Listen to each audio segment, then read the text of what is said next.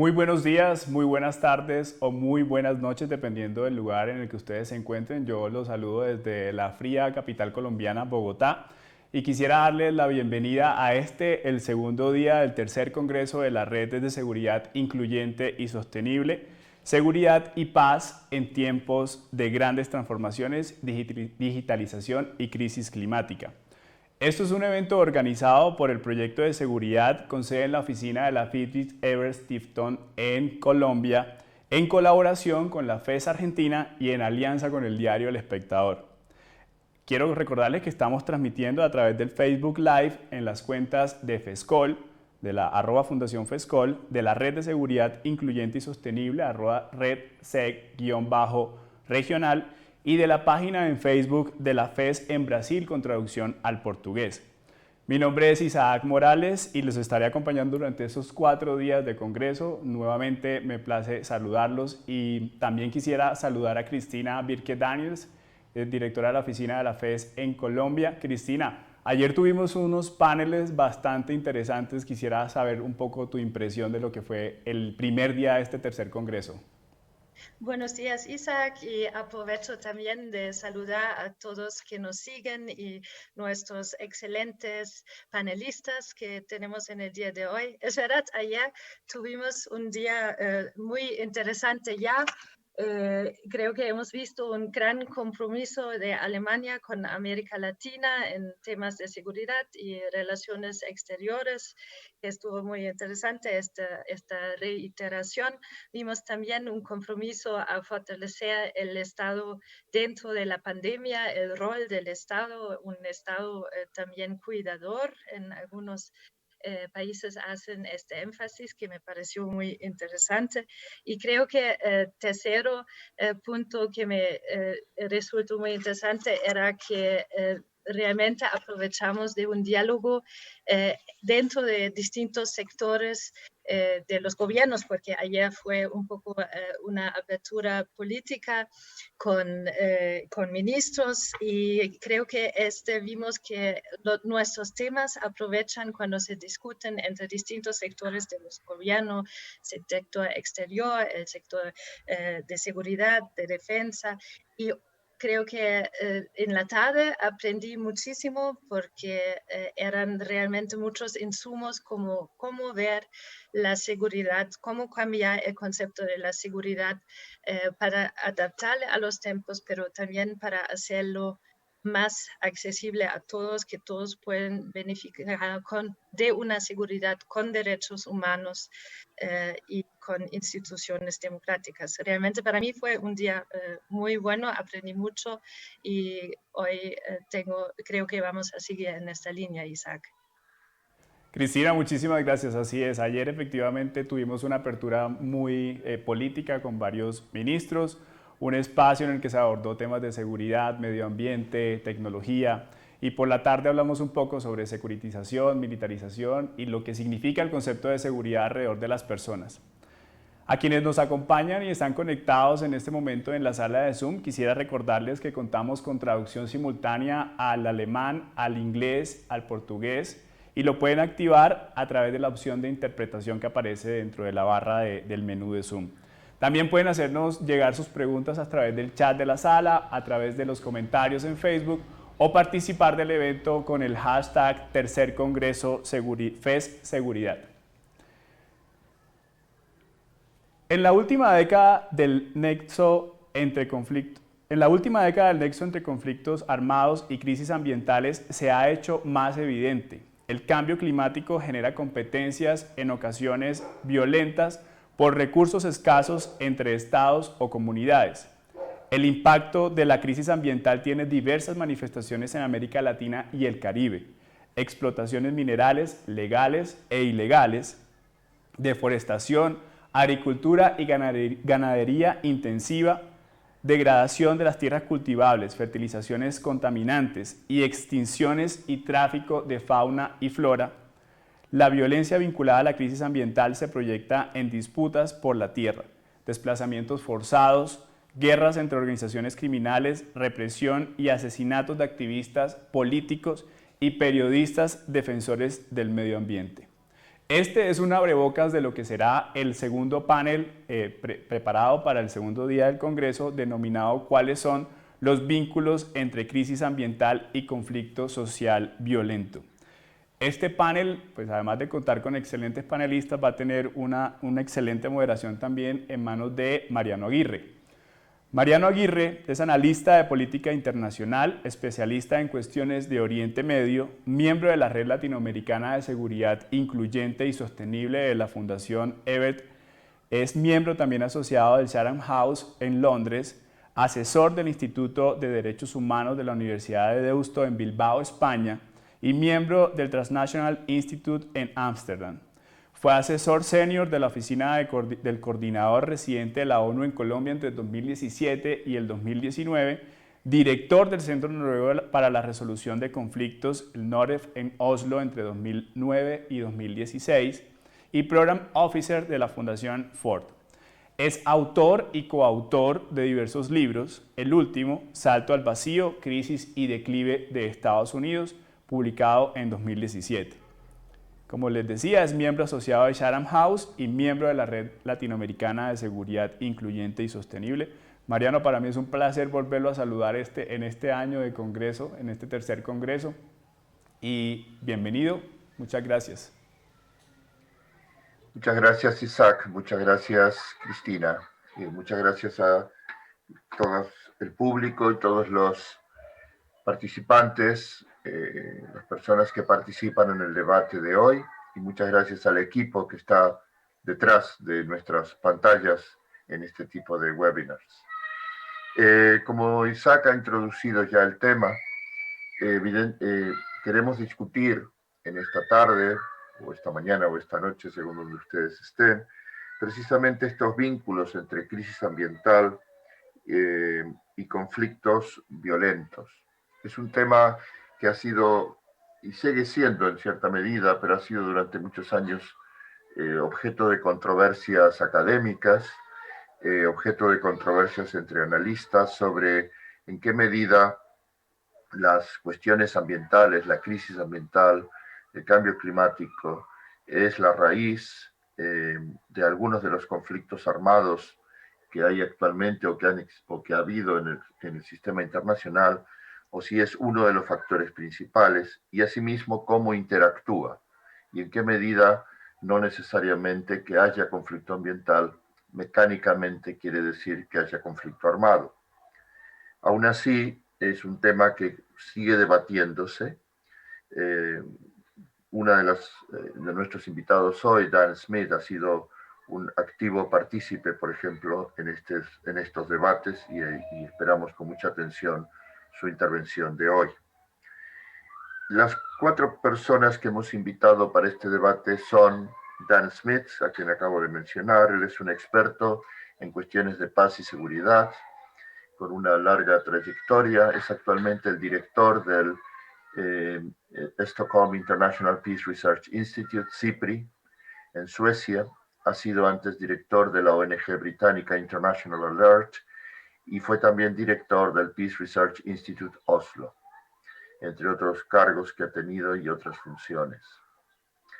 Tenemos también con nosotros, y nos sentimos muy honrados de que esté ella con nosotros hoy, y al mismo tiempo le agradecemos que esté en la medida en que es un momento muy difícil en Colombia, muy complicado, y ella es una lideresa social, lideresa sobre temas ambientales, lideresa sobre temas precisamente de sociedad civil, democracia en su país, en Colombia, y Colombia vive en este momento una situación muy compleja y muy grave.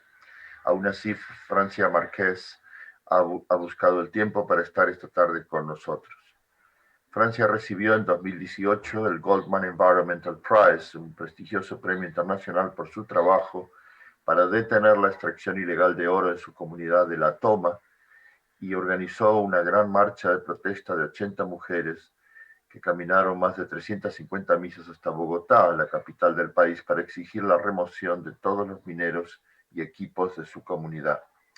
Francia tiene una larga y muy importante experiencia en estos temas de lo que es la minería ilegal y esperamos también con mucho interés su intervención.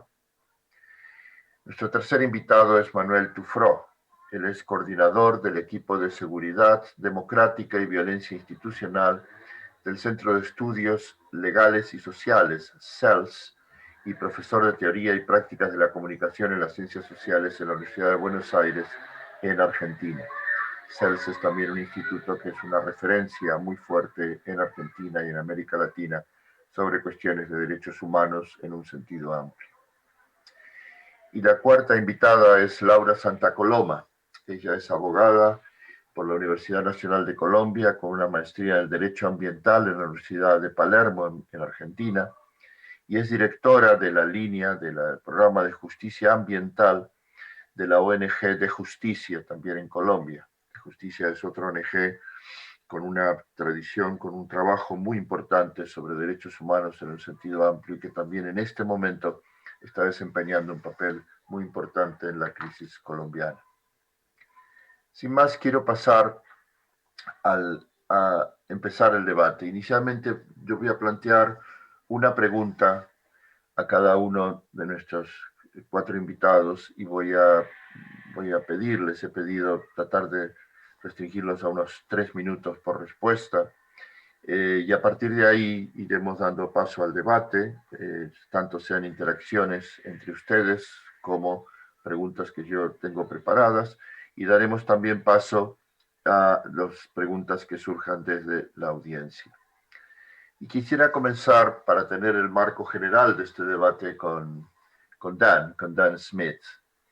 Como dije antes, Dan, en las últimas décadas ha habido un debate muy importante acerca del papel del cambio climático sobre si es o no la raíz de los conflictos armados o de algunos conflictos armados. Nos gustaría, si tú pudieras hacernos una síntesis de las principales posiciones en este debate y dónde se encuentra el debate hoy acerca del peso del cambio climático en la generación de conflictos violentos. Muchas gracias. Sure, thank you very much and thank you, Mariano. Sí, muchas gracias y muchas gracias, Mariano. Estoy encantado de volver a verte y gracias a la Fundación Friedrich Ebert por invitarme a esta discusión que me parece muy importante. Entonces, ¿cuáles son las posiciones principales en ese debate? Una de las cosas interesantes sobre el debate es que hay 2 posiciones que son incompatibles. Una posición dice que el cambio climático dice que no crea conflictos violentos directamente, pero otra posición dice que el tema no es si el cambio climático crea conflictos armados como tales, sino si contribuye a las condiciones de inestabilidad, a los factores de trasfondos en los que se producen esos conflictos armados. Y todo empieza porque realmente no hay un conflicto armado que tenga una sola causa. Así que la objeción a la idea de que existe un nexo entre cambio climático y seguridad o inseguridad, porque no podemos ver esto como una causa concreta, pues no es factible. Yo diría que la posición que ahora tiene la mayoría o que tiene un mayor consenso es, digámoslo así, la naturaleza no lo es todo, pero si dejas la naturaleza fuera, entonces, por definición, no estás contando toda la historia. Y si no cuentas toda la historia cuando intentas explicar y analizar lo que está ocurriendo, es muy probable que las respuestas también sean inadecuadas. Así que yo diría que el problema con el debate y la relación entre el cambio climático y la inseguridad es que un grupo ha estado preguntando las preguntas equivocadas. Han preguntado, ¿el cambio climático provoca conflicto? O incluso han intentado estudiar esta pregunta echando la vista atrás a los pasados 30, 40 o 50 años de datos sobre medio ambiente y sobre conflictos armados. Pero el cambio climático tiene una característica, y es que mañana será diferente de hoy y de ayer. Los impactos del cambio climático están ahora llenando el sistema, permeando el sistema. Es algo nuevo que no hemos experimentado de esta manera en el pasado.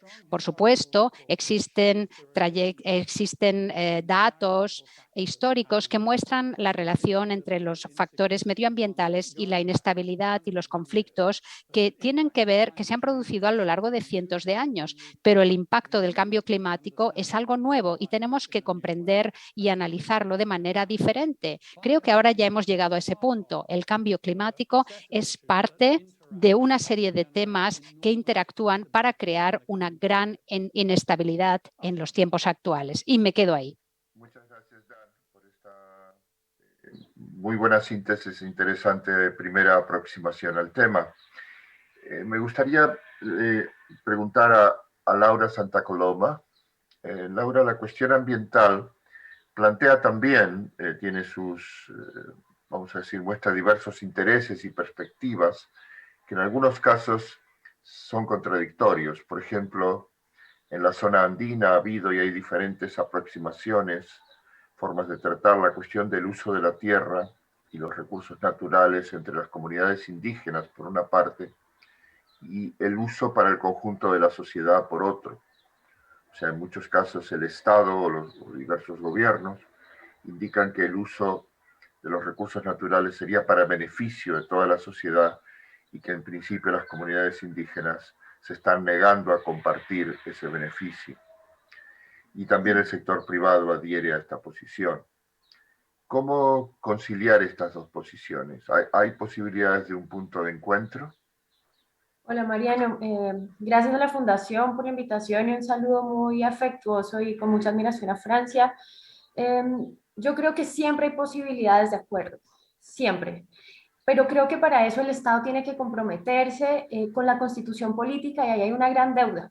La Constitución tiene un enfoque multicultural y biodiverso que no ha estado a la altura de las necesidades del país y en ese reconocimiento hay reconocimientos específicos de derechos para comunidades étnicas indígenas, afrodescendientes, indígenas, raizales, rom, y dentro de esas diferenciaciones quedó por fuera el cómo se iban a entender cuando comparten la tierra en suelo rural. Resulta que en estas zonas rurales también hay otras dinámicas campesinas y dinámicas mestizas que no necesariamente comparten ontologías y no necesariamente comparten modos de vida similares y entran en conflicto sin que el Estado haya respondido adecuadamente a estas necesidades. Además, en el suelo rural colombiano hay una profunda desigualdad que incide además en que todas estas poblaciones campesinas y étnicas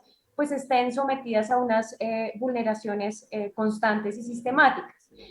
Y dentro de eso, la ausencia de un ejercicio de ordenamiento territorial, interétnico y de mecanismos efectivos de participación que permitan acercar a las comunidades, pues es una deuda histórica y que realmente puede revertir este tipo de conflictos en que además se cumplan los acuerdos de paz de una forma armónica tal y como se ha planteado. Creo que, no, todavía tengo un minuto. Sí, claro, por favor. Bueno, entonces creo que la debilidad institucional de canales institucionales para tramitar esos acuerdos deben pasar también por mostrar cómo hay percepciones diferentes sobre la propiedad pública y privada y sobre las necesidades de estas comunidades frente a intereses que además no son solamente campesinos y mestizos, sino de grandes corporaciones. Pero además el campesinado, a diferencia de las comunidades étnicas, no es reconocido como sujeto colectivo de derechos, lo que territorialmente tiene implicaciones fuertes porque se sienten desprotegidos ante todo un sistema que pues termina por desplazarlos de sus territorios. Y creo que ahora sí se me acabó el tiempo. Muchas gracias, pero no hay problema porque seguiremos en el curso de la conversación volviendo sobre este tema. Francia Márquez, una vez más, muchas gracias por estar con nosotros. Usted aspira a ser presidenta de Colombia en las próximas elecciones. En una entrevista muy interesante que leí preparando este debate en Democracia Abierta, ha dicho que se precisa, cito entre comillas, una economía que se ponga al servicio de la vida pensando en una transformación del modelo minero energético.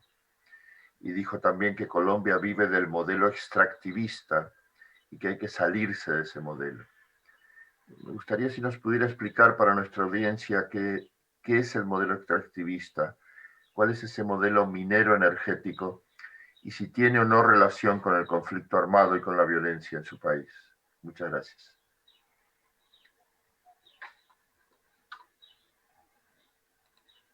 El micrófono, por favor, Francia. Gracias. Un saludo ancestral a todas, a todos. Gracias por la invitación a este importante diálogo. Creo que lo primero es decir que hay un nexo histórico entre el conflicto armado y las situaciones climáticas, el despojo territorial, ¿sí? Y las situaciones que hoy vive la mayoría de las poblaciones en este país. Y eso tiene que ver con el modelo efectivamente económico que en este país se ha planteado desde el extractivismo. Aquí Colombia se concibe, o quienes nos han gobernado, hombres blancos privilegiados, que en nombre del Estado sí, han planteado un sofisma del desarrollo, el desarrollo basado en la acumulación en manos de unos pocos, mientras la mayoría se muere de hambre en este país. Por eso hoy la gente mayoritariamente excluida, expropiada y violentada se encuentra en las calles, en paro, ¿sí? Desde hace más de un mes. Creo que efectivamente el despojo territorial que hemos vivido, pueblos étnicos, pueblos indígenas, pueblos campesinos, tiene que ver con modelos económicos de desarrollo basados en extractivismo, ¿sí? Basados en agroindustria, basados en megaproyectos de represas, ¿sí? Que efectivamente hay la necesidad del cambio. Nosotros hemos sido víctimas históricas de ese modelo y consideramos que un modelo que habla del interés general, priorizando la minería, priorizando que las comunidades étnicas tienen que salir de sus territorios, que los pueblos indígenas tienen que salir de sus territorios para avanzar un desarrollo que no les permite siquiera vivir en dignidad a estos pueblos que se sacrifican en nombre del desarrollo, es una evidencia de la necesidad de transformar. No puede concebirse un desarrollo que solo se piense en términos de la acumulación, pero no se piensa en términos del bienestar social, del bienestar ambiental, del bienestar cultural de los pueblos y del país en general. En ese sentido creemos que es necesario esa transformación y por eso hoy empujamos una política que se piense y que se ponga al servicio de la vida, una política que invierta más en la producción agrícola, evite que tantas personas mueran de hambre, en vez de seguir invirtiendo en el extractivismo que hace que hoy en este país más de 80 ríos estén envenenados con agua en territorios donde hay un número significativo de poblaciones que no tienen agua potable, por ejemplo. Creo que esas son razones que yo coloco sobre la mesa y bueno, seguimos hablando. Muchas gracias, Francia. Creo que son muy importantes, dramáticos pero importantes ejemplos para empezar esta discusión. Y esto nos ha introducido, junto con el testimonio de Laura, en la cuestión colombiana. Ahora me gustaría pasar a otro ejemplo en Latinoamérica. Nuestro otro invitado, Manuel Tufró, de CELS en Argentina. Gusto, Manuel, de que estés aquí. Me gustaría si nos podrías indicar, sé que es muy amplia la pregunta, pero ¿cuáles son así como Francia lo ha sintetizado, los principales conflictos ambientales en Argentina. ¿Podríamos decir que tienen alguna característica específica? ¿Son diferentes de estos conflictos de la zona andina? Muchas gracias. Hola, buenos días a todos. Muchas gracias a la Fundación por la invitación también. A ver, en principio me parece que sería importante decir que algunas de las nociones con las que estuvimos planteando el inicio de esta charla, hay que ver en qué sentido se podrían aplicar a la Argentina. Me refiero sobre todo a la noción de conflicto armado, ¿no? Que quizá no es una categoría muy útil para describir los conflictos y las formas de violencia que sí existen, ¿no? en la Argentina. Quizá después podamos profundizar un poco sobre eso, pero en realidad los principales conflictos que además no vienen siendo encuadrados, por lo menos desde el Estado, digamos, o desde las formas en que los gobiernos lo abordan, el abordaje en términos de cambio climático está muy subdesarrollado también, ¿no? Si bien el activismo ambientalista sí lo plantea, desde el poder esto no se ha considerado desde esta variable. Se los aborda más bien como conflictos localizados, de posibles impactos, digamos, ecológicos, en el mejor de los casos, y en otros casos ni siquiera se plantea esta cuestión. Yo diría que hay sobre todo dos grandes líneas para entender las conflictividades. Una tiene que ver con efectivamente el extractivismo minero y ligado también a la cuestión del petróleo y del gas, sobre todo en la Patagonia. Son formas de extractivismo que también suceden en tierras en las que hay disputas entre los pueblos originarios que fueron despojados de esas tierras, pero que a la vez siguen habitando en algunas partes de esas tierras, y los nuevos emprendimientos, digamos, que por las necesidades de un modelo de desarrollo argentino que está permanentemente necesitado de dólares, ¿no? Por la famosa restricción externa que tiene la Argentina en cuanto a la necesidad de divisas, hay sin duda una mirada de la importancia estratégica de estos emprendimientos, pero que a la vez tienen estos costos de sufrimiento ambiental, digamos, para las comunidades que viven allí. La otra línea muy importante para entender en términos de conflictos socioambientales tiene que ver con la expansión de la frontera agrícola vinculada sobre todo a la soja, y el modo en que esa expansión ha llevado al desplazamiento o a la expulsión de comunidades de campesinos y de indígenas, y también las situaciones que se derivan de la aplicación de agrotóxicos para mejorar el rendimiento, ¿no? Supuestamente de estas iniciativas agrícolas. Bueno, creo que ahí se me terminó el tiempo, pero diría que estas son las dos principales ejes de conflictividad socioambiental hoy en la Argentina. Excelente, muchísimas gracias. Quiero agradecer aquí a nuestros 4 invitados, invitadas, haberse restringido tan bien al tiempo. Sé que siempre es complicado, pero muchas gracias. Me gustaría volver aquí con Dan Smith. Dan, tú has trabajado durante tiempo y en varios diferentes proyectos la definición y la práctica de lo que se llama el peace building, la construcción de la paz, y también la cuestión de la crisis ambiental y sus consecuencias. ¿De qué forma estos dos conceptos, construcción de paz por una parte y crisis ambiental, se conectan, o como se dice actualmente, interseccionan estas dos cuestiones? Muchas gracias. Yeah, I think there's two levels at which to answer that. Yo creo que hay dos niveles a los que responder a esta pregunta. Uno es teórico, intelectual, dónde está el punto de encuentro, y el segundo es más en términos prácticos. En cuanto a la teoría,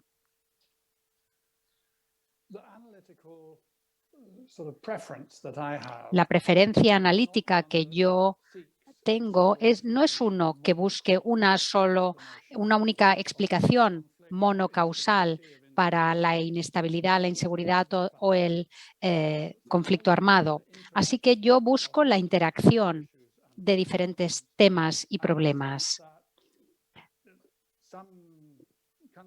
ya que algunos países en los últimos 20, 50, 100 o 200 años han demostrado tener una especie de inclinación a los conflictos armados o más tendencia a ello. No hay una sola causa, es económica, histórica, medioambiental, cambios en demográfica, en cuestiones medioambientales, etcétera. Entonces, cuando yo me planteo cuáles son los retos de construcción de la paz, hay que tener este enfoque más amplio, hay que tenerlo en cuenta. La construcción de la paz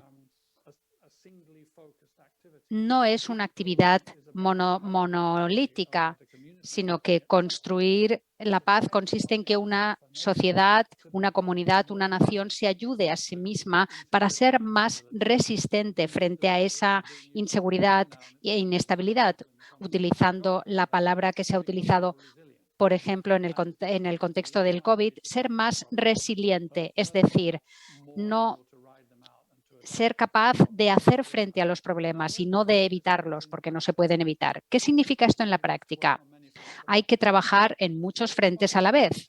Si uno intenta pensar en políticas de cambio climático para prevenir conflictos o construir la paz de manera que sea prueba del clima y que pueda abordar los peligros del cambio climático, no van a conseguirlo trabajando en un solo nivel, sino hay que trabajar en muchos frentes a la vez e intentar que lo que se hace en el ámbito medioambiental tenga una parte de construcción de la paz, mientras que la parte que se hace por la paz tenga también componentes medioambientales.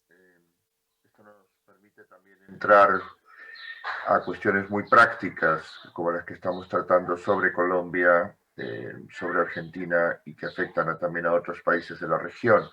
Laura Santa Coloma, en el caso, si volvemos a la cuestión en Colombia, ¿cuáles son los problemas principales legales que encontramos en Colombia sobre el uso de recursos naturales? Pregunto específicamente problemas legales. Tú trabajas en una ONG de juristas, y especialmente cuáles son los problemas relacionados con la falta o con la indefinición de la propiedad de los mismos. Y en qué medida esto se vincula o no con conflictos violentos, no necesariamente, como bien nos especificaba antes Manuel, no necesariamente conflicto armado de baja intensidad o de guerra, sino conflictos sociales que pueden derivar, conflictos políticos que pueden derivar en violencia. Pero si yo no estoy equivocado, creo que la cuestión de la propiedad de la tierra es una cuestión especialmente clave en países postcoloniales, en este caso, por ejemplo, Colombia.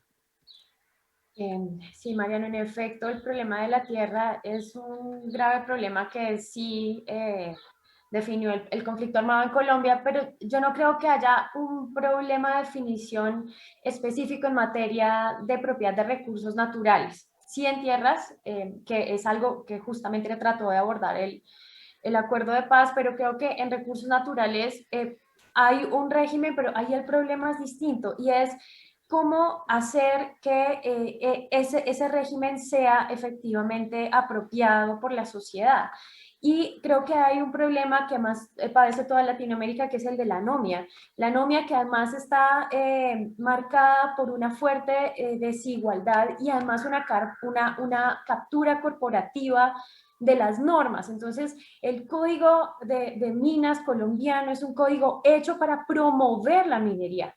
El sistema de licenciamiento ambiental funciona para viabilizar los proyectos. Y cuando uno revisa qué es lo que está pasando con cómo funciona el sistema, entonces el modelo de desarrollo sostenible tiene problemas serios y además, pues la institucionalidad es muy débil. Y entonces eso termina reflejándose, sí, en algunos problemas legales que generan profundos conflictos, como por ejemplo un régimen cambiante del uso de áreas y entonces de áreas protegidas, y entonces quién puede estar en un área protegida y quién no. El ordenamiento ambiental se diseñó para no compartirlo con gente. No hay usos dentro de las categorías de protección o la mayor parte de categorías de protección que involucren a los campesinos, indígenas y comunidades afro de acuerdo a sus visiones del mundo. Además, hay una tendencia, y especialmente del actual gobierno, de una militarización fuerte del medio ambiente como un objetivo de soberanía nacional, y eso tiene unas particularidades violentas, lo que se ha visto muy fuertemente en la Amazonía colombiana, con el problema de deforestación y que es un tema que en De Justicia hemos venido tratando y haciendo advertencias en donde hay que tener cuidado porque hay comunidades asentadas históricamente en esas zonas. El acaparamiento de tierras, por ejemplo, en Montes de María viene acompañado de un acaparamiento de aguas que profundiza los problemas de la región. No hay normas sobre víctimas de desplazamiento por razones ambientales. Entonces, ¿qué hacemos con Providencia y San Andrés que todavía no se les ha respondido? ¿Y qué va a pasar con sus tierras? Tenemos unos profundos vacíos ambientales y sobre todo no tenemos mecanismos de participación efectivos en Colombia, y eso genera y profundiza los conflictos.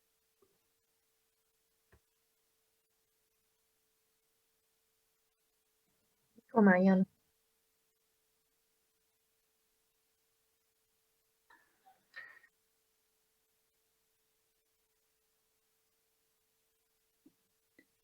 Tienes el micrófono apagado, Mariano. Ahora, disculpas, es que vivo al lado de un jardín de infantes, de un kindergarten, y hay un montón de ruido en este momento.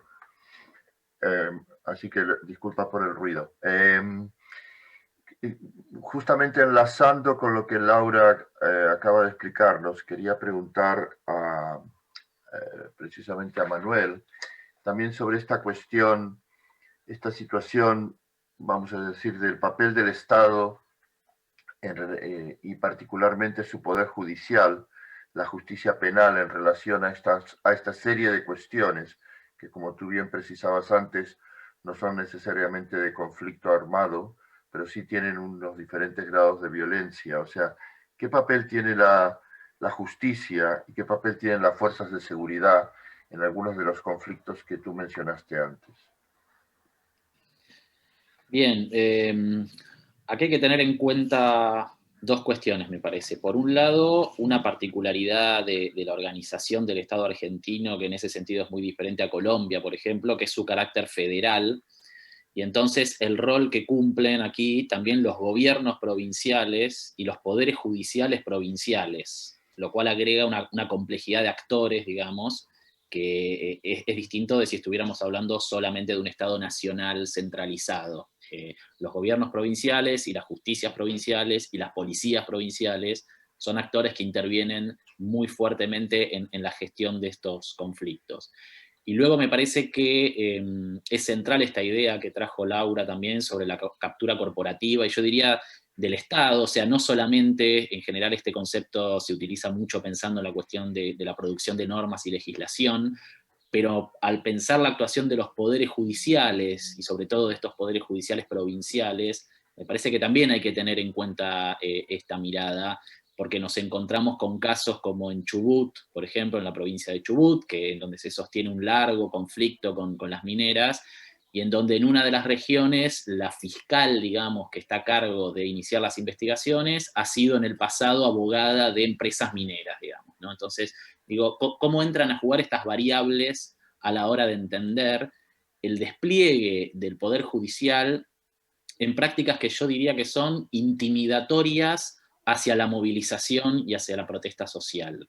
Con esto me refiero a el uso limítrofe de sus facultades legales. Por ejemplo, la justicia tiene una determinada cantidad de horas en las que puede tener detenidas a una persona antes de comunicarle cuál es, digamos, la acusación, y en varios conflictos últimamente eso se ha utilizado hasta el último segundo, digamos, ¿no? Cuando en realidad las condiciones para comunicar esa acusación probablemente ya estaban dadas mucho antes, pero vemos cómo se utilizan además herramientas como puede ser también la inteligencia policial para perseguir a manifestantes, para identificarlos, para realizar luego allanamientos. Y me parece interesante pensar aquí también cómo esta idea de conflicto violento, ¿no? Un poco trayendo también algunas ideas de la criminología crítica en términos del constructivismo, o sea, del uso de algunas categorías para construir los fenómenos. Bueno, el Estado tiene también cierta capacidad, cierta eficacia en imponer la idea de qué es violento y qué no es violento, y aquí los poderes judiciales tienen una función muy importante también, ¿no? Como también los poderes ejecutivos, cuando, por ejemplo, intentan asociar algunas formas de movilización, de protesta, con ideas más extremas como terrorismo, por ejemplo. Bueno, se me acaba el tiempo, luego podemos profundizar en todo caso. Muchas gracias. Francia, en enero de este año, usted escribió una carta que circuló mucho por las redes sociales, escribió una carta abierta a la vicepresidenta de los Estados Unidos, a Kamala Harris, vinculando el conflicto armado en Colombia, el acuerdo de paz entre el gobierno y la FARC en 2016 y el problema de la minería ilegal. ¿Nos podría sintetizar qué le explicó y qué le solicitó?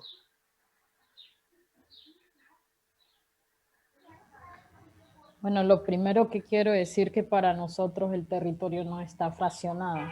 Nosotros no hablamos de territorio por un lado y de medio ambiente por otro y de naturaleza por otro. Nosotros creemos que es integral todo. Y de hecho nos consideramos no dueños de la naturaleza y por eso el medio ambiente creemos que es una de las palabras que hay que deconstruir, ¿no? Somos parte de la naturaleza, no dueños. Y desde ahí entonces, bueno, efectivamente, como ya había dicho, el conflicto armado es un problema en este país. Y decirlo así, en general, creo que pues es importante también como precisar que en muchos lugares donde hubo conflicto armado por muchos años, muchos megaproyectos no pudieron llegar.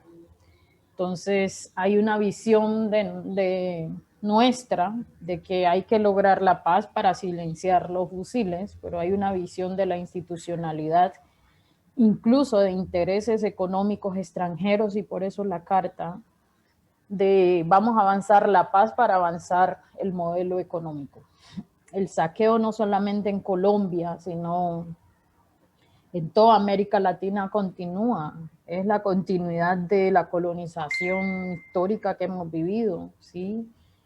Y yo creo que pues colocar esto en este gobierno de Estados Unidos que plantea que una de sus políticas será frenar la crisis climática, ayudar a frenar la crisis climática, pues les asume una gran responsabilidad, y es la responsabilidad de su política en los Estados Unidos. No solamente es la política de los Estados Unidos, es la política global en su estrategia económica. Y esa política global pues termina afectando a pueblos específicos como los nuestros, donde llegan multinacionales, llega la minería ilegal, llegan todas estas actividades a expropiarnos. Nuestra lucha no ha sido solo frente a la minería ilegal, ha sido frente a la gran minería. De hecho, la minería ilegal ha sido una justificación para impulsar la gran minería en nuestros territorios. Las amenazas que hemos recibido como pueblos, el destierro que hemos vivido ha sido parte de las amenazas de grupos paramilitares que nos declaran objetivo militar por oponernos a las empresas multinacionales mineras.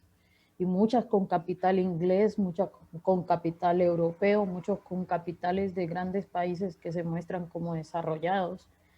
Entonces creo que ahí esas cartas precisamente lo que decimos es: estamos de acuerdo con que ustedes planteen una política frente a la crisis planetaria, climática que vivimos, Pero esa política necesita que sea antirracista, que sea antipatriarcal, que se piense una justicia ecológica. Y pues, si eso es parte de la moral, de recuperar la moral de los Estados Unidos, como lo hizo la vicepresidenta, pues tiene que empezar por garantizar que en este país haya paz, garantizar que los recursos que colocan los Estados Unidos aquí no sean para seguir fomentando la guerra y el destierro de muchos pueblos de sus territorios. Muchas gracias, Francia, por esta cuestión. La reflexión que usted hace creo que es muy importante también para el plan que tiene la administración Biden hacia Centroamérica. O sea, la administración Biden tiene un plan muy grande de desarrollo contra la corrupción y para el desarrollo económico de Centroamérica.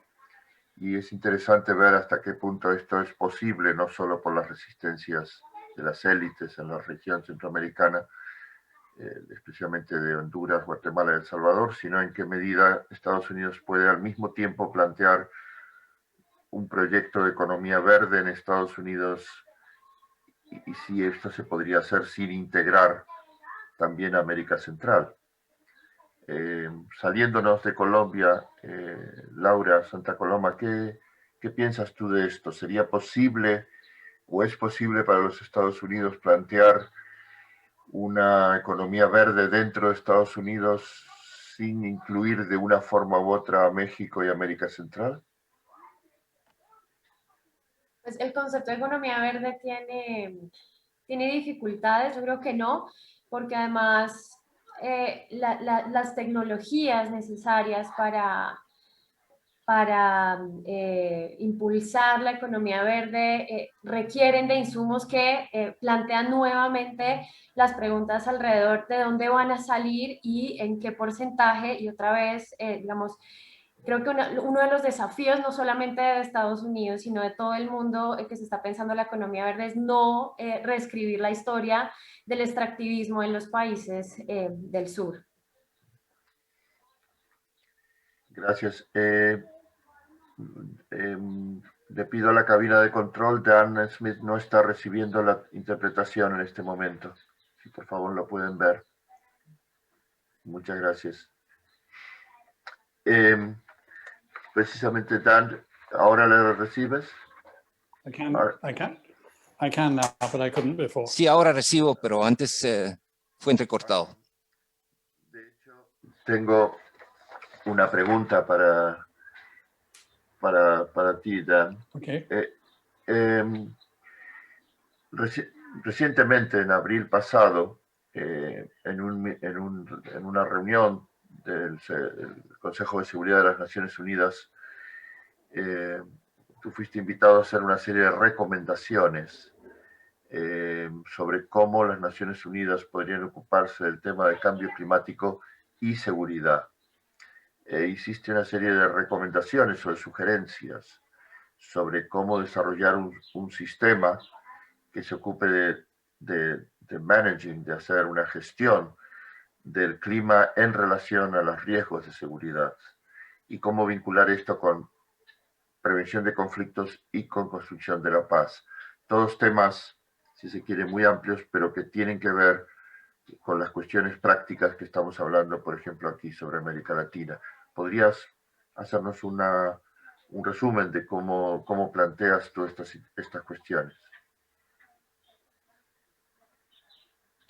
Sure. So the recommendation. Sí, claro, la recomendación que ofrecí venía a raíz de los estudios que mi instituto se ha llevado a cabo sobre el efecto del cambio climático sobre las operaciones de mantenimiento de paz. No tanto en América Latina, pero centrándonos en Somalia, en parte de África y otras regiones también. Y uno de los problemas es a ver cómo las operaciones y las misiones mismas absorben la información sobre el cambio climático, entienden y analizan el impacto del cambio climático. Simplemente para darle un ejemplo, en Mali la temperatura mediana ha aumentado más o menos de manera estable en los últimos 10 años, en los últimos 60 años. Y en las 3 últimas décadas, en Somalia hay efectivamente o una inundación severa o una sequía severa en Somalia. Y eso hace la agricultura o imposibilita la agricultura y lleva a que la gente emigre o migre hacia los centros urbanos a asentamientos informales. Los que no pueden emigrar muchas veces serán atraídos por grupos armados, pueden ser grupos o criminales o yihadistas. Las inundaciones, la inundación es una amenaza al bienestar de las personas en las zonas afectadas. Y muchas veces Al-Shabaab ha reaccionado de manera mucho más rápida que el gobierno o las mismas organizaciones internacionales de Naciones Unidas, y han sido capaces de subsanar. Y hasta cierto punto, el cambio climático, si se ve enfrentado con una falta de actuación de parte del gobierno, de los grupos interesados, es un terreno fértil de reclutamiento para grupos armados y yihadistas. ¿Qué pueden entonces hacer las misiones de mantenimiento de paz? Tienen que mejorar su actuación, compartir las informaciones que tienen, analizar los impactos correctamente del cambio climático, integrar los resultados en sus acciones y entender también cuáles son las prioridades. Las prioridades no son simplemente hay problemas medioambientales y se pueden descartar porque la gente se va a recuperar. No, esos problemas del medio ambiente o que afectan al medio ambiente son el camino por el cual acceden las fuerzas que impactan a la seguridad del pueblo somalí. Siguiendo precisamente con este ejemplo que nos has ofrecido sobre Somalia, con lo que tú has escuchado y lo que conozcas, por supuesto, de antes, de los testimonios que nos están dando los otros participantes en este debate, tengo una pregunta que ha hecho una persona de la audiencia, que dice, bueno, de alguna manera, cómo enfrentar estos problemas localmente y al mismo tiempo cómo construir la paz, enfrentar estos problemas y seguir siendo parte del mundo global, o sea, cómo no aislarse y poder estar integrados al mismo tiempo, pero enfrentando estos problemas. En el caso, con lo que hemos hablado hasta aquí sobre América Latina, ¿cuál sería tu opinión sobre esto? Yes, I think, for example, if you take some of the issues which arise. Tomando uno de los problemas, por ejemplo, que existen en el corredor seco, como se llama en Centroamérica, hay una línea clara que conecta los acontecimientos en el cuadro, en el contexto del cambio climático, con el movimiento, el flujo de personas, es decir, la necesidad de buscar nuevas oportunidades y sustento. Y la gente que está buscando un sustento está desesperada y buscará cualquier solución. Y en algunos casos, desafortunadamente, estarán atraídos, absorbidos también por grupos criminales. Otros tratarán de cruzar la frontera a Estados Unidos. Y otros, por ejemplo, buscarán nuevas capacidades y quedarse en su propia región. Y si eso se podría apoyar y fomentar, si se pudiera transferir más conocimiento tecnológico para cultivos más resilientes de cara al cambio climático, entonces habría una posibilidad de trabajar con las comunidades afectadas, ayudarles a mejorar su resiliencia al impacto del cambio climático. Hay otras regiones en Latinoamérica, en Perú, por ejemplo, para personas como yo, que somos investigadores a largo plazo de conflictos, Perú es uno de los casos emblemáticos de conflictos de larga duración. Mucha de la población depende del derretimiento de los glaciares para su agua potable, pero dentro de un par de años esos glaciares van a desaparecer. Están en camino a desaparecer. Y eso también va a engendrar un problema de agua potable también para otros países vecinos de Perú. Vemos entonces que hay un problema que se está generando. ¿Qué podemos hacer entonces? Y las respuestas no deberían ser en primera instancia encararlo como un problema de seguridad. No se le puede poner un uniforme y sacar al ejército. Hay que verlo como una oportunidad para empoderar a las personas, a la gente, para que participe en un proceso, para construir una serie de arreglos más sostenibles. Y puede que no parezca o que tenga mucho que ver con la seguridad a la primera vista, pero sí tiene que ver con el intento de evitar problemas que tengan entonces que ver con la seguridad y para construir una sociedad que sea más resistente. Me gustaría saber si nos podrías resumir en qué medida la movilización social, las respuestas sociales que hay en Colombia sobre estas cuestiones, en un sentido amplio, ambientales que estamos discutiendo aquí, en qué medida se vinculan en este momento con la protesta social, que usted es una de las participantes.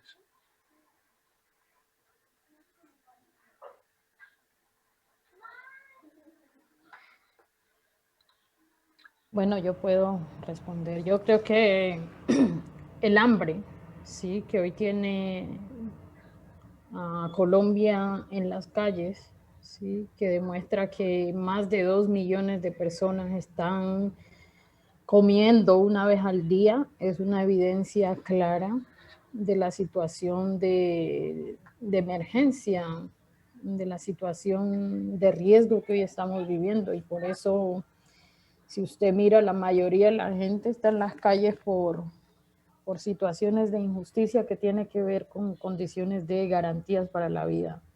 Y eso está ligado sin duda al medio ambiente. Si pensamos en la alimentación, pues la comida no se produce en el supermercado. La comida nace y crece en el territorio. Y para eso hay que cuidar el territorio y para eso hay que cuidar el agua, ¿sí? Entonces creemos que para nosotros es elemental ese cuidado de la casa grande, el cuidado de la vida, porque es lo que permite el sustento no solo de la humanidad, sino de la vida en su sentido amplio. Hoy la gente está en las calles porque no encuentra condiciones de vida digna, y entonces el gran desafío es transformar esta política hegemónica, esta política clasista, racista y patriarcal que tiene efectos en la crisis planetaria que estamos viviendo, que tiene efectos en la crisis ambiental que hoy vivimos. Muchas de las personas que hoy están en esta ciudad colocando Cali son personas que están movilizadas hoy en las calles. Muchos de los jóvenes barriales son jóvenes que salieron desterrados, desplazados forzosamente de sus lugares. Y el desplazamiento de sus lugares obedece, por un lado, a situaciones de inatención en términos de condiciones básicas para vivir tranquilos en esos lugares, pero otra parte es a causa del conflicto armado, que por supuesto sabemos que obedece a los intereses económicos. Sí. Entonces eso yo puedo colocarlo así, por eso creo que hay la necesidad de una transformación estructural, no solo en Colombia, sino en América Latina y el mundo, ¿sí? Si se sigue pensando simplemente en el desarrollo desde la acumulación y no el desarrollo desde el bienestar ambiental, social, cultural, ecológico, yo creo que vamos a desaparecer como humanidad. Y la pandemia, sí, que para muchos la ligan con otras cosas, para nosotros la pandemia es un resultado de la crisis planetaria que hoy tenemos, y seguramente van a haber muchas otras pandemias que vendrán por el daño que estamos haciendo a la casa grande, al útero mayor. Gracias, Francia. Manuel, tú mencionabas al principio, creo que en la primera respuesta, que en Argentina se está dando, si entendí bien, un alto grado, un grado importante de conciencia en temas medioambientales, ecológicos, que no necesariamente son respondidos por parte del Estado, o sea, que no tienen una correlación directa. ¿Nos podrías ampliar esta perspectiva sobre qué está haciendo, si podemos decir así, la sociedad civil en Argentina sobre estas cuestiones? Sí, aquí en Argentina el activismo ambientalista, tanto de base territorial, es decir, de conjuntos, asambleas, grupos de personas que se ven o se verían directamente afectadas por distintos emprendimientos mineros o de otro tipo, como también otro tipo de activismo quizá más ligado a expertos, ¿no?, en cuestiones ambientales, que intervienen en los debates públicos. Este activismo complejo es el gran responsable de que estos temas estén en agenda, digamos, y de que esta variable de análisis, digamos, o esta dimensión del problema sea incorporada en la problematización pública de estas cuestiones, porque como decía antes, desde el Estado esto no aparece como parte del marco con el cual se abordan estas cuestiones. En algunos casos, a posteriori, digamos, de estas movilizaciones, el Estado retoma algunas cuestiones, ¿no? Ayer escuchaba en la apertura de este congreso a la ministra de Seguridad, que contaba que existe en Argentina un gabinete de cambio climático. Bueno, esa sin duda es una respuesta estatal resultado del activismo, digamos, ¿no? Y el activismo ha sido también muy importante en parar algunas iniciativas muy concretas, básicamente algunas iniciativas que buscan modificar la normativa o la reglamentación general sobre alguna actividad. En Mendoza, por ejemplo, hace 2 años hubo una movilización muy, muy fuerte, masiva, ¿no? Ahí es lo interesante, cuando de los conflictos locales o muy territorializados se pasa a una movilización masiva, es decir, el tema gana la agenda de la sociedad civil, y esa movilización masiva, que fue reprimida, donde se les arrojaron gases lacrimógenos, etc., aún así logró frenar una modificación en la legislación sobre la minería en esa provincia que autorizaba procedimientos altamente contaminantes. En Chubut también el estado de movilización permanente, tanto a nivel territorial como en general en la provincia, es lo que ha permitido venir resistiendo también algunas modificaciones de los marcos normativos. Entonces, digo, el activismo es el gran responsable, el activismo ambientalista, básicamente. Y cuando digo ambientalista, digo porque también me parece que hay que hacer un reconocimiento de que es necesario avanzar en la Argentina en la articulación entre los diferentes activismos. Yo particularmente vengo del activismo de los derechos humanos, ¿no?, que tiene toda una trayectoria, pero que recién en los últimos años se está acercando un poco más a estos temas, y entonces ahí la confluencia con las comunidades de pueblos originarios, los grupos de campesinos, las asambleas de activistas, es lo que permite esta articulación de demandas y por lo tanto el crecimiento también del volumen político del activismo. Gracias, Manuel. Muy interesante esta última parte de tu intervención, porque tiene una relación también con el inicio de nuestra conversación de hoy, cuando Dan Smith explicaba que el tema climático no explica todo, pero no puede ser dejado de lado. Y desde el punto de vista de los movimientos sociales, la sociedad civil, las respuestas, es importante también esta confluencia que no siempre existe o no ha existido durante muchos años entre los movimientos ecologistas, los movimientos de paz, la cooperación al desarrollo o los derechos humanos. Creo que es una confluencia realmente interesante. Volviendo aquí al tema jurídico, hay algunas preguntas que llegan en nuestro chat desde la audiencia. Laura, hay una pregunta aquí que dice, la leo textual: el papel de la justicia es fundamental. Una justicia independiente tanto del Poder Ejecutivo como del sector privado, del que hemos hablado en cierta forma poco, Francia lo ha mencionado antes. Y la pregunta es, ¿puede ser la transparencia de todos estos procesos un camino a seguir? Yo diría que es obvio que sí, pero me gustaría si puedes profundizar o elaborar más sobre esa respuesta. Y la transparencia sin duda es un elemento que además se reclama concretamente en temas ambientales, en los procesos de licenciamiento ambiental. Nosotros tuvimos una experiencia ahora, o estamos muy cercanos al proceso de autorización de aspersión con glifosato de cultivos de uso ilícito. Y la participación de las comunidades está limitada a una audiencia que se convocó, en donde no pueden conversar, no hay debate, pero además las comunidades tienen a su cargo la carga de revisar los estudios técnicos de impacto ambiental. Cuando yo los reto, no sé si ustedes han tenido la oportunidad de tomar un documento de esos, el lenguaje es altísimamente científico. Ni los mismos técnicos que están con nosotros muchas veces comprenden la información que está ahí. Y esa información no se le traduce a la comunidad para que pueda hacer uso efectivo de ella y pueda conversar, hablar, tener un diálogo, un debate de doble vía con las autoridades frente a sus preocupaciones.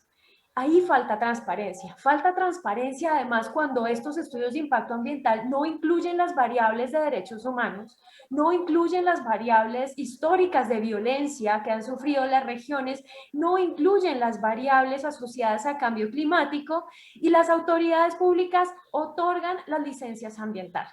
Ahí hay un problema estructural de justicia en términos generales ambiental, en la definición, digamos, más teórica y amplia, pero también de cómo se ha estructurado y legitimado el proceso de licenciamiento ambiental que cumple con unos requisitos y los jueces los revisan a rajatabla sin tener en cuenta una interpretación más sistemática de todo lo que está en juego cuando se autoriza un determinado proyecto, sobre todo si este proyecto tiene unos impactos ambientales amplios, generalizados, irreversibles y graves, porque además el licenciamiento ambiental, particularmente en Colombia, está diseñado para proyectos de impacto grave.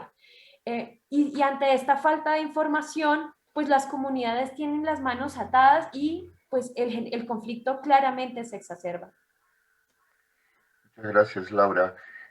Hay otro tema, así como hemos hablado del sector privado aquí, hay un tema, Francia, que me gustaría, si usted nos pudiese comentar, que es la relación entre explotación del medio ambiente y crimen organizado.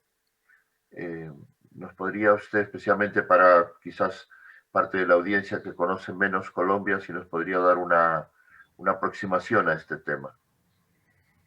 Yo creo que quien debería responder esa pregunta es la Fiscalía. Sin embargo, intentaré. Creo que parte de las amenazas que reciben los defensores y defensoras de medio ambiente en este país, entendiendo que hoy Colombia es el primer país del mundo donde más líderes y lideresas ambientales son asesinados, creo que son una evidencia de la complicidad entre situaciones de conflicto armado y criminalidad, ¿sí? Las tantas amenazas que recibimos y que a veces colocamos denunciamos, pero que se quedan en impunidad, son una muestra de ello. Pero cuando uno pues recibe esas amenazas y los textos plantean que son porque nos oponemos al desarrollo y que por ello nos declaran objetivo militar, pues yo creo que ahí hay una evidencia, ¿no? Quisiéramos preguntar a veces a estas empresas multinacionales por qué estos actores armados nos declaran objetivo militar en nombre de ellos. Pero en términos militares también, pues hoy la seguridad de las fuerzas militares está para proteger intereses privados, intereses particulares de grandes empresas transnacionales de extracción minera, de extracción petrolera, para el modelo minero energético. y hay contratos de seguridad privada entre el ejército y grandes de estas empresas multinacionales. Y yo creo que eso es una evidencia de alguna manera de la conexión que hay entre el conflicto armado y pues las violencias, el crimen de alguna manera, por así decirlo, más claro, y pues la impunidad frente a las violencias que viven defensores y defensoras. Una situación compleja, a veces no es fácil de demostrar. Como dice César Garavito, muchas de estas comunidades que luchan, líderes y lideresas que luchan frente a proyectos económicos extractivistas y que luchan por defender su territorio, su naturaleza, pues lo hacen en verdaderos campos minados, ¿no? No es en términos solo figurados, sino en términos prácticos. En términos de consultas previas, las comunidades que luchan por enfrentar procesos de consulta previa con procedimientos donde la gente deja de hacer la vida comunitaria para dedicarse y volverse expertos en estos mecanismos, que son mecanismos que ayudan a salvaguardar no solamente el medio ambiente, sino la integridad étnica y cultural de los pueblos. A la misma vez están enfrentando las amenazas, los riesgos, ¿sí? A la misma vez que están enfrentando situaciones de victimización. Y ahí yo creo que en términos de garantías, pues, y eso pasa en las consultas previas, pero también en los procesos de consultas populares que hacen las comunidades campesinas usando ese mecanismo para proteger sus territorios. Entonces, no se puede desligar para mí las violencias de la criminalidad, pero que también se queda en impunidad. Y cuando el Estado permite que esos hechos se queden en impunidad, pues estamos frente a un Estado que por acción o por omisión también es criminal. Muchas gracias. Es interesante lo que usted menciona, porque, por ejemplo, la última estrategia de seguridad nacional de Colombia precisamente se centró o tiene una parte muy dedicada a la cuestión medioambiental. El gobierno de Colombia se presenta como un gobierno preocupado por la cuestión ambiental y la ha incluido dentro de su estrategia de seguridad nacional, incluso con especial atención a los parques nacionales, en donde se dice que las comunidades indígenas no permiten el acceso al Estado y entonces ahí dentro está actuando el crimen organizado. Pero esta tendencia... Claro, pero ahí, perdón que le corte, sí, ahí sí, precisamente radica la situación, y es que de colocar la criminalidad en nombre de los pueblos por defender la autonomía de sus territorios es el problema, ¿sí? Es el problema, y esto tiene que ver con el racismo. Si usted lee artículos de López de Mesa, cuando estaban hablando de por qué en este país no se progresaba en el siglo XX, están hablando de la degeneración de la raza y están diciendo en ese momento que el problema, el progreso en este país éramos los negros y los indígenas.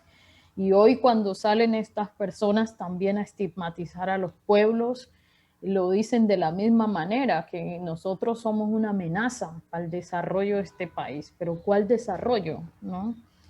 ¿Por qué el desarrollo no es para nosotros? ¿Por qué nosotros tenemos que vivir de manera miserable? Tenemos que ser desterrados, tenemos que ser desplazados en nombre de un desarrollo que no alcanza a satisfacer ni nos permite vivir dignamente en este país. ¿El desarrollo para quién? ¿Sí? ¿Acaso cuando se habla de seguridad nosotros no nos merecemos, o la seguridad solamente es para ciertas clases del país? ¿Por qué los pueblos indígenas y afrodescendientes no se les protege en este estado? Entonces yo creo que, claro, hay una intención de tergiversar el lenguaje y lo hemos visto en la movilización social. Los mensajes del uribismo y de este gobierno han sido: la protesta es terrorista, la protesta es vándala, la protesta, quienes protestan son criminales, ¿sí? Pero van más de 50 muertos de personas, de jóvenes, negros, indígenas, campesinos, de sectores populares que han sido asesinados a mano del Estado, que no solamente ha asesinado desde las balas de la patria, sino que también ha asesinado ahora en la movilización, ha permitido que personas de civil también asesinen a la gente, que le disparen a la gente. Entonces yo creo que ahí está la demostración de quiénes son los terroristas, quiénes son los criminales. 5.000 niños indígenas en la Guajira han muerto en los últimos 3 años, al lado de un proyecto, el proyecto de América Latina que se vende como el desarrollo, el Cerrejón, ¿sí? ¿Y el desarrollo para qué? Entonces, al lado del desarrollo se mueren 5.000 niños sin que en este país pase absolutamente nada. Ahí toca demostrar entonces quiénes realmente son los vándalos. 50 billones de pesos se pierden en este país, ¿sí? De corrupción. Mientras que la gente, los niños, hoy nuestros niños no tienen acceso a conectividad en muchos territorios. Hoy el acceso a la educación está limitado, pero somos los terroristas nosotros los pueblos. Eso no es cierto, eso es parte del racismo estructural de una política de la muerte que ha usado la exclusión y la expropiación de la dignidad y de nuestra condición humana. Pues muchas gracias por estas aclaraciones. Justamente estaba mencionando que esta tendencia a incluir dentro de las directivas de seguridad nacional la cuestión medioambiental es una tendencia que se da en otros países también de América Latina. Quería preguntar primero a Dan Smith, pero me gustaría conocer la opinión también de nuestros otros participantes.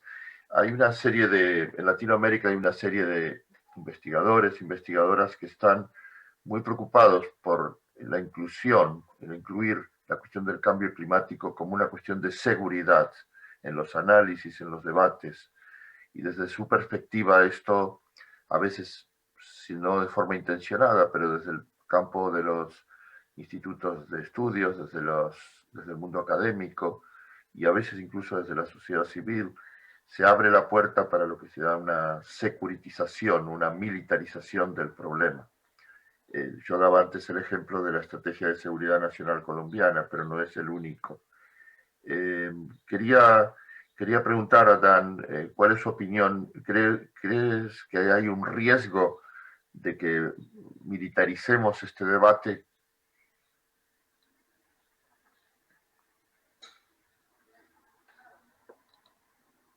El micrófono, Dan. Yes, I'm sorry, I was just finding... Sí, estaba buscando el botón para apretar. Sí, es un debate sobre la securitización, como usted acaba de mencionar, es un proceso de largo plazo ya. Y es un tema que hay que mantenerlo presente, pero algunos lo utilizan también como pretexto para no ver el vínculo entre el cambio climático y la inseguridad, o no querer construir la resiliencia al cambio climático a la vez que se construye, se mantiene la paz. Yo pienso que no es una contradicción. Si no se entra en el debate, como Francia en el fondo ya estaba entrando en el debate a saber qué es seguridad, a quién le pertenece seguridad, seguridad de quién y contra qué. Si uno no entra en ese debate, entonces se cede simplemente el argumento en el debate a otras personas. Y yo pienso que es importante mantenerlo. Así que una cosa hay que mantenerla bien clara. Y también quisiera responder un poco a lo que Francia acaba de decir. No hay tal cosa como un problema exclusivamente medioambiental. Y no hay una catástrofe que sea exclusivamente natural. Si hay una gran tormenta, por ejemplo, en el océano Antártico, entonces es simplemente un evento meteorológico y no es un desastre. Es un desastre cuando afecta a personas y que esas personas no estén preparadas. No hay entonces un problema exclusivamente medioambiental. Siempre está vinculado a la relación entre la sociedad humana y el medio ambiente. Y en estos tiempos se trata sobre todo del impacto que nosotros los humanos tenemos en el medio ambiente. Los investigadores, pero también políticos, han referido a esa época al antropoceno. Es la época donde muchos aspectos en la naturaleza están definidas por las actividades humanas. Las actividades humanas están teniendo un impacto desbordante. Si uno acepta ese tipo de propuesta, entonces tiene que aceptar que el cambio medioambiental tiene un impacto enorme sobre las personas y cómo vivimos en nuestras sociedades. Tenemos que ver entonces que según nuestra actuación puede tener un impacto negativo o positivo. Positivo en el sentido que pueda fomentar la cooperación, o negativo si eso lleva a conflicto entre distintos grupos, y eso a raíz de cómo ya estamos organizados. Claro, hay una relación entre el cambio climático y la seguridad, y claro, hay una relación entre la falta de biodiversidad, la pérdida de biodiversidad y la pérdida de seguridad. ¿Creemos realmente que ejércitos o fuerzas armadas puedan resolver esos problemas? No, es otro debate ese. ¿Cuáles son las herramientas adecuadas para tratar de ese problema?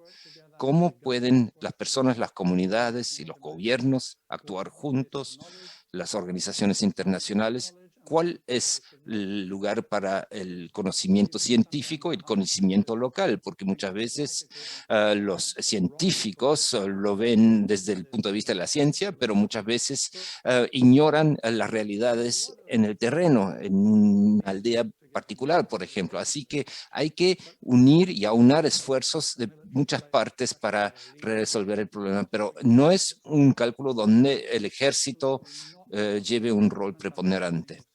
Así que yo no estoy en favor de la securitización, pero sí el ejército, las fuerzas de seguridad están haciendo algo. Preguntarse simplemente si ayuda al medio ambiente, si ayuda al desarrollo de la seguridad humana y ayudando a las personas de vivir su vida con dignidad. Si la respuesta es sí, y aunque si llevan puestos uniformes, no tengo ningún problema con eso. Pero si la respuesta es no, estoy en contra.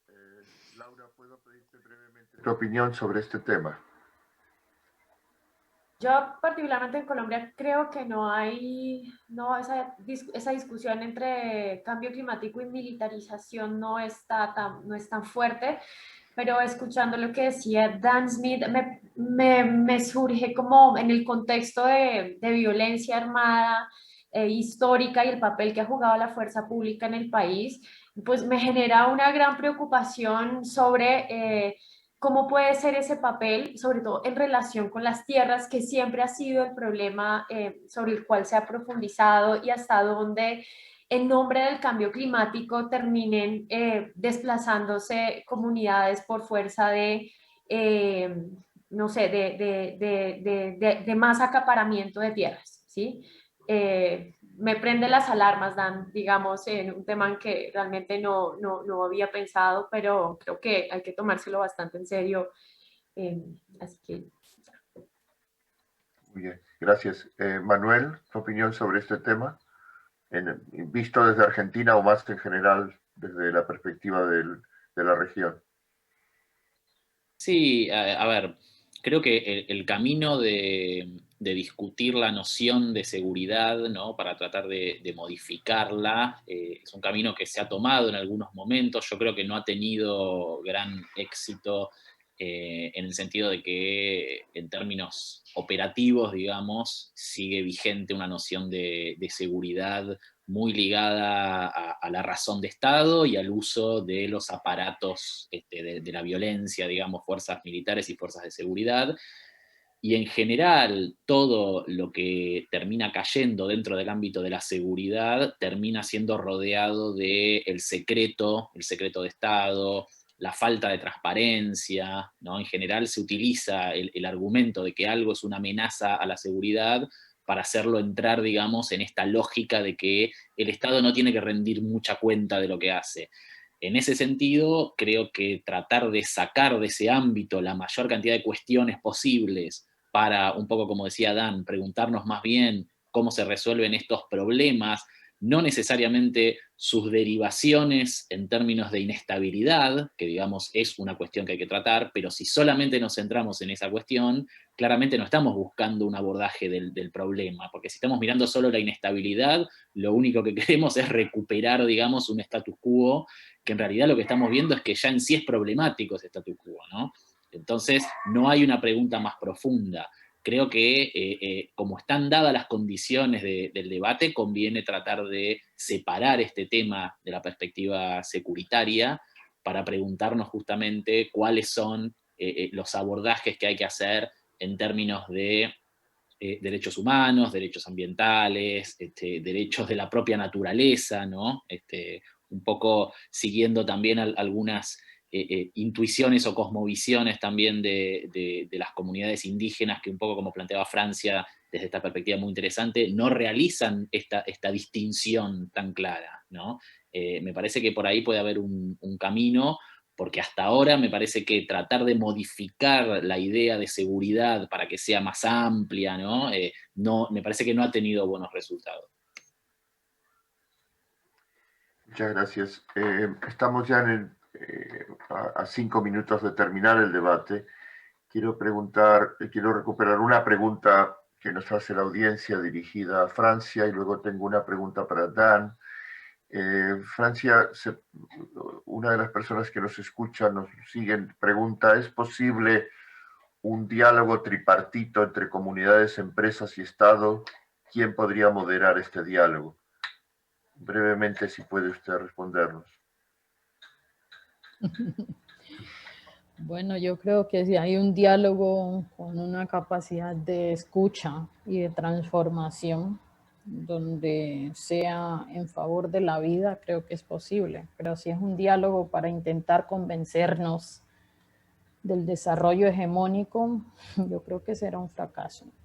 Sí. Si todos colocamos en el centro la vida y la necesidad de cuidar la vida, pues ahí habrá posibilidades de diálogo. Así hayan formas de ver diversas, ¿no? Pero si se coloca la vida en el centro, ahí hay posibilidades. Si el diálogo va a ser para colocar la economía en el centro, por encima de la vida, ahí no hay posibilidades de diálogo. Gracias. Dan, última pregunta. Hay una pregunta que hacen también la audiencia sobre el Acuerdo de París y la seguridad humana, y preguntan si el Acuerdo de París tiene mecanismos para las cuestiones que estamos discutiendo aquí.